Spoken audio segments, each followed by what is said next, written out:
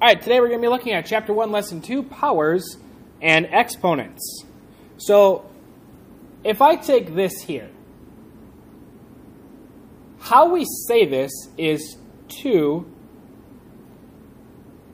to the 4th power is how that's said. But here's what each part represents. This 2 is called the base. The base is what gets multiplied together. The 4 is called the exponent. This number tells how many times the base gets multiplied together.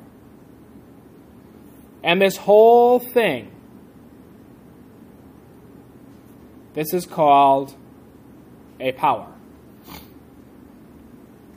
So 2 to the 4th means I multiply 2 together, because 2 is the base, 4 times. So I have 2 times 2 times 2 times 2. Notice there are 4 bases here, and the base is 2. So there are 4 2's. That's what the exponent means. That's what the base means. If we would have had 3 to the 7th power, this would mean I'd have 7 3's multiplied together. So this would be 3 times 3 times 3 times 3 times 3 times 3, and one more.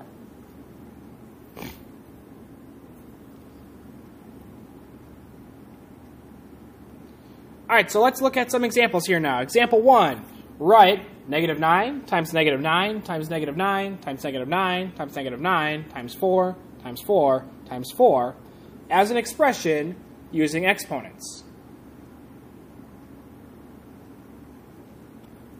So we have 2 different numbers that are being multiplied together. That means we have 2 different bases being multiplied together. So I'm going to write down both bases here. Just one time, though. Now, there are 1, 2, 3, 4, 5 -9s. So my exponent will be 5.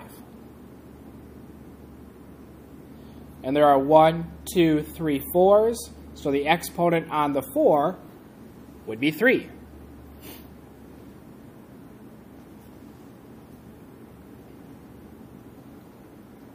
Example 2, write x times y times x times y times x times x as an expression using exponents.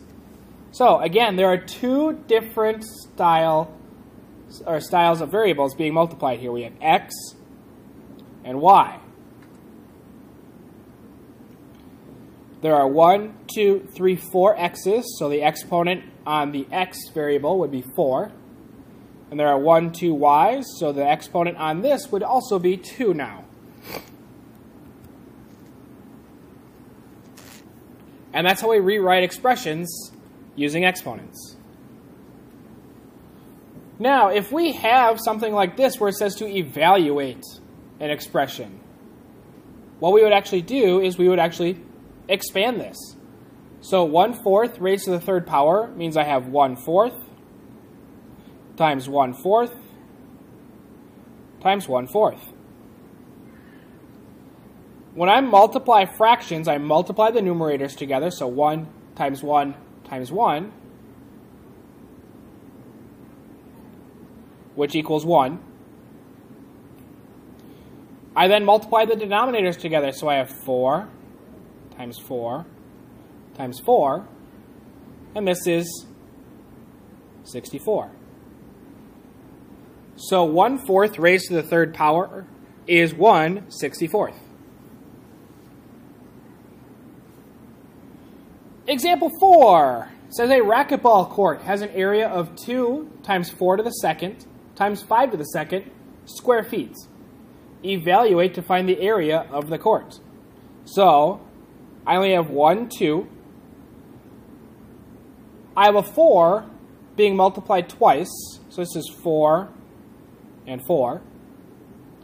I have a 5 being multiplied together twice. This is a 5 and a 5.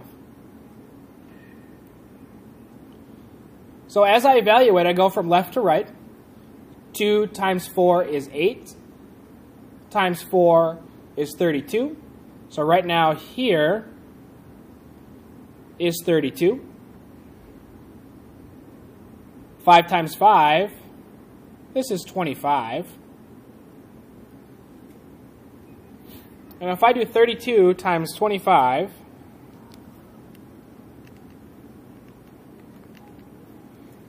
I get 800 square feet.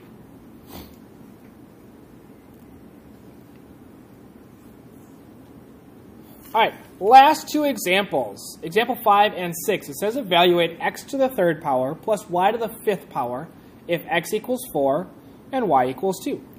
So wherever I see an x, I'm going to substitute the number 4 in it. So I now have 4 to the third power. The y is supposed to be 2, so I see y here. So I'm going to substitute a 2 in. So this is going to be 2 to the fifth. Order of operations tells me I do exponents before addition. So 4 raised to the third power. This is 4 times 4 times 4. And that happens to be 64. 2 to the fifth power means 2 times 2 times 2 times 2 times 2, which happens to be 32.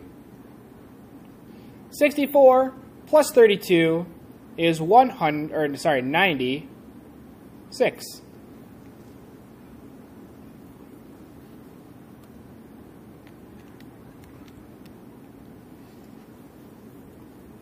And then last example, example 6, evaluate x plus y quantity squared if x equals 4 and y equals 2. So again, substitute 4 in for x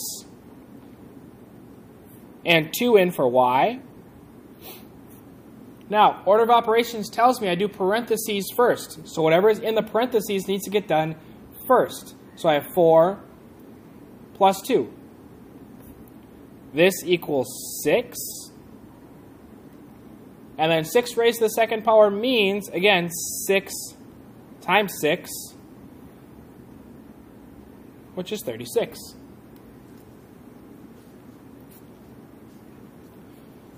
All right, this is the end of lesson 2. If you have any questions, please let me know.